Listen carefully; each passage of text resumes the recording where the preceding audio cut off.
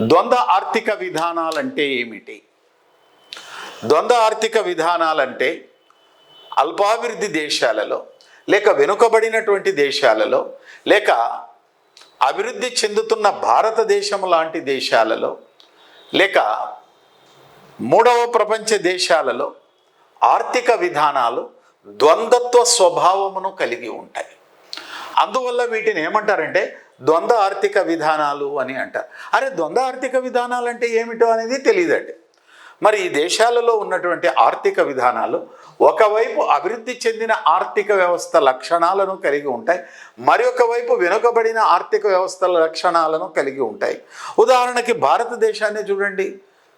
పద్ధతుల ఎంపికలో ఒకవైపు టెక్నాలజీని ఉపయోగించి వస్తు సేవలను తయారు చేస్తున్నారు, మరి ఒకవైపు వస్తు సేవలను తయారు చేయడానికి పశుశక్తి, వాయుశక్తి, పురాతన పద్ధతులను ఉపయోగించి వస్తు సేవలను తయారు చేస్తున్నారు.